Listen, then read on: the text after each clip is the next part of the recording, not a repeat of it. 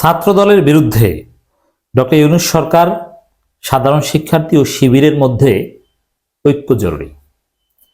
শুধু এটা নয়, এর সাথে ছাত্র দলের একাংশ, ছাত্র দলের মধ্যে যারা প্রকৃত ছাত্র তরুণ, তারাও এই বৈরা ভাম, সন্ত্রাসী, চাঁদাবাজ, লুটপাটকারী ছাত্র দলের বিরুদ্ধে ঐক্যবদ্ধ হতে পারে।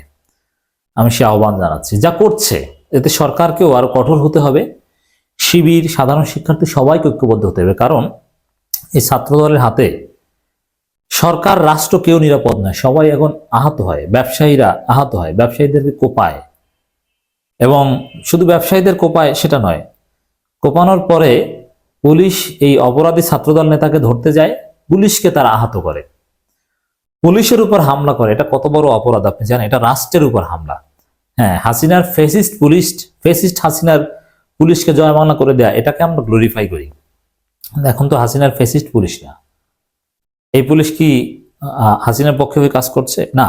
হ্যাঁ, এরা বাড়াবাড়ি অনেক জায়গায় ভুল কাজ করে, যেমন ইবতেদায়ী মাদ্রাসা শিক্ষকদের উপর হামলা, এটা ভিন্ন বিষয়। কিন্তু কাউকে গ্রেপ্তার করা অথবা এগুলো তো তারা অপরাধী চাঁদাবাজদের বিরুদ্ধে তারা অবস্থান নিচ্ছে, সেই পুলিশের উপর হামলা করছে। ডক্টর ইউনূস সরকারের উপর হামলা করা শামিল। প্রথম আলো রিপোর্ট, পুলিশের উপর হামলায় ছাত্রদল যুবদলের 6 নেতাকর্মী শনাক্ত। আপনি বুঝতে পারছেন? ছাত্রদল যুবদলের 6 নেতাকর্মী পুলিশের উপর হামলা করেছে। এরকম অনেক ঘটনা আছে। থানায় হামলা, চোর, ছিনতাইকারী, এদেরকে জোর করে ছাড়িয়ে নেওয়ার চেষ্টা থানা থেকে। এভাবে রাষ্ট্রের বিরুদ্ধে অবস্থান নিয়েছে, রাষ্ট্রদ্রোহী কাজ করছে।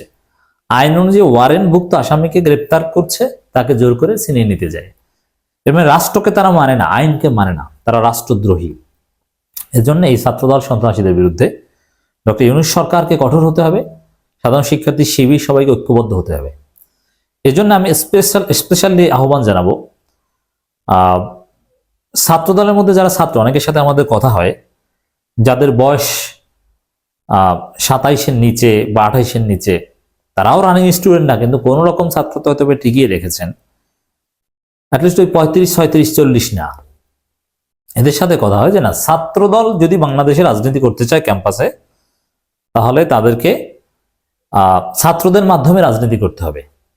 দেখেন, প্রকৃত ছাত্র যারা, তাদের বিরুদ্ধে কিন্তু চাঁদাবাজির অভিযোগ নেই। যাদের বিশ্ববিদ্যালয় কলেজে ছাত্রত্ব আছে, তারা কিন্তু ওইভাবে চাঁদাবাজি করছে। চাঁদাবাজি করছে কারা? ওই সরওয়ার্দী কলেজের বুইরা ভাম, জসিমের মতো যারা, তারা দেখলেই মনে হয় যে গাঁজাখোর এবং বয়স 50-এর কাছাকাছি, এ নাকি ছাত্রদল নেতা।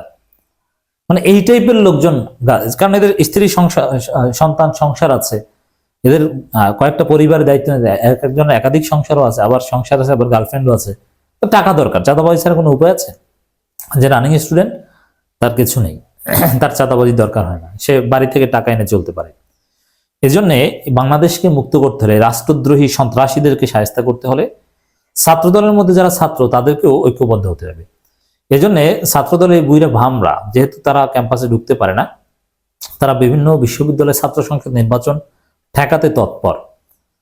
যার ফলশ্রুতিতে আমি মনে করি ছাত্রদলের মধ্যে যারা প্রকৃত ছাত্র, তাদের উচিত ঐক্যবদ্ধ হয়ে এই বুইরা বামদেরকে বাদ দিয়ে দ্রুত ছাত্রদলের নেতৃত্ব নেওয়ার জন্য প্রস্তুত হওয়া এবং ছাত্র সংসদ নির্বাচনগুলোতে ছাত্রদল যাতে অংশগ্রহণ করতে পারে বা অংশগ্রহণ করে, সেজন্য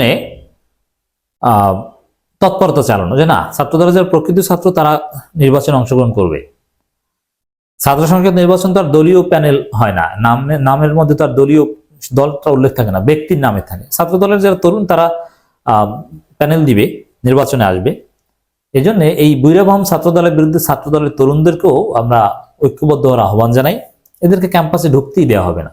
এবং কেউ চাঁদাবাজি করলে তরুণ ছাত্রদল নেতারা ওদেরকে ধরে রশি দিয়ে বেঁধে তারপরে থানায় দিয়ে দিবে, সোজা হয়ে যাবে। এই খবরটা খুবই উদ্বেগজনক, রাষ্ট্রের বিরুদ্ধে অশনি সংকেত যে পুলিশের উপর হামলায় ছাত্রদল যুবদলের 6 নেতাকর্মী শনাক্ত। এটা ছাত্রলীগের হলে মেনে নেওয়া যেত। এটা তো জাস্ট একটা এক্সাম্পল। এরকম হাজার হাজার ঘটনা বাংলাদেশে প্রতিনিয়ত ঘটাচ্ছে, যেটা রাষ্ট্রকে, সরকারকে অকার্যকর করছে অনেকটা, এই ছাত্রদল যুবদলের সন্ত্রাসীদের কারণে। বিশেষ করে ছাত্রদলের কেন্দ্রীয় নেতাকে পরে বহিষ্কৃত হয়েছে। ছিনিয়ে নিতে পুলিশের উপর হামলা ঘটনায় জড়িত ছাত্রদল যুবদলের 6 কর্মীকে শনাক্ত করেছে আইনশৃঙ্খলা রক্ষাকারী বাহিনী। তাদের মধ্যে দুজন শুক্রবার ভোরে রাজধানী নিউ মার্কেট থানার সামনে পুলিশের উপর হামলার নেতৃত্ব দিয়েছেন। তদন্ত সংশ্লিষ্ট সূত্রগুলো জানিয়েছে, শনাক্ত হওয়া 6 নেতা হলেন কলাবাগান থানা ছাত্রদলের প্রতিষ্ঠাতা সাধারণ সম্পাদক মেহেদী হাসান বেলাল, কলাবাগান থানা ছাত্রদলের সদস্য আল ওয়াসি এরিক, ধানমন্ডি যুবদল করিম মোহাম্মদ শরীফুল ইসলাম দুর্জয়, ধানমন্ডি থানা যুবদলের সাবেক সহসভাপতি আশরাফুল আলম পারভেজ বর্তমানে যুবদল করেন, ও ধানমন্ডি থানা ছাত্রদলের নেতা চঞ্চল ও কর্মী সালমান। সেদিন থানার সামনে যে 40-50 জন ব্যক্তি জড়ো হন, তাদের নেতৃত্বে থাকা ব্যক্তিদের মধ্যে অন্যতম ছিলেন শরীফুল ইসলাম ও মেহেদী হাসান। একেবারে পোস্টেড। চাঁদাবাজি নিয়ন্ত্রণ নিতে 10 জানুয়ারি রাতে বিএনপি ছাত্রদলের রাজনীতি হচ্ছে একমাত্র চাঁদাবাজি রাজনীতি, এছাড়া বাংলাদেশে কোনো রাজনীতি নেই যাদের। অতএব তরুণ প্রজন্ম, বিএনপির মধ্যে যারা তরুণ, যারা দেশপ্রেমিক, জাতীয়তাবাদ এবং ইসলামী মূল্যবোধে বিশ্বাস করেন, জিয়াউর রহমানের আদর্শ ধারণ করেন, তাদের উচিত এই চাঁদাবাজদের বিরুদ্ধে রুখে দাঁড়ানো। এই জন্য বিএনপিতে কমিটি নিয়ে বা ছাত্রদলের কমিটি নিয়ে একটা অঘটন ঘটানো জরুরি দেশের স্বার্থে। কারণ চাঁদাবাজদের কমিটি থেকে বাদ দিলে তারা সোজা হয়ে যাবে। বিএনপিতে পদ পদবি না থাকলে তো আর তারা এই চাঁদাবাজি ওইভাবে করতে পারবে না, সাহস পাবে না। 10 জানুয়ারি রাতে এলিফ্যান্ট রোডে মাল্টিপ্লান সেন্টারের সামনে ওই বিপণী বিতানের ব্যবসায়ী ও সাবেক ছাত্রদল নেতা এহতেশামুল হককে কুপিয়ে জখমের ঘটনা তদন্তে ছাত্রদল নেতা মোহাম্মদ হোসাইন ওরফে মিথুনের নাম আসে। মোহাম্মদ হোসাইনকে ধরতে বৃহস্পতি দিবাগত রাত রাজধানী পূর্বাঞ্চলের 300 ফুট সড়কে খালেক মার্কেটে অভিযান চালায় পুলিশ। উপস্থিতির খবর রাত 3টার পর অনুসারীদের জানিয়ে নিউ মার্কেট থানার সামনে জড়ো হতে বলেন ছাত্রদল নেতা। এরপর ছাত্রদল নেতা গ্রেপ্তার করে পুলিশ। ভোর 4:10 থানার সামনে পৌঁছলে হামলা ঘটনা। এত রাতে অভিযান চালায়, আমরা তো জানি, পুলিশের সাথে কথাবার্তা বলি বা পুলিশ দাওয়াতটাও দেয়, চাটা খাই একসাথে। এই ধরনের ছাত্রদল বা বিএনপি সন্ত্রাসীদেরকে ধরতে গভীর রাতে অভিযান চালাতে হয় যাতে হামলা শিকার না হয়। অতএব দর্শক, কথা স্পষ্ট, সবাইকে ঐক্যবদ্ধ হতে হবে। ছাত্রদল এরকম চলতে থাকলে এই ছাত্রদলের কোনো অস্তিত্ব বাংলাদেশে থাকবে না, যেরকম ছাত্রলীগের নেই। জনগণ পিটিএ বা ক্যাম্পাসগুলোতে তারা দাঁড়াতেই পারবে না। ছাত্রদলের পরিচয় ধারণ করলেই শিক্ষার্থীরা তাদেরকে মারবে।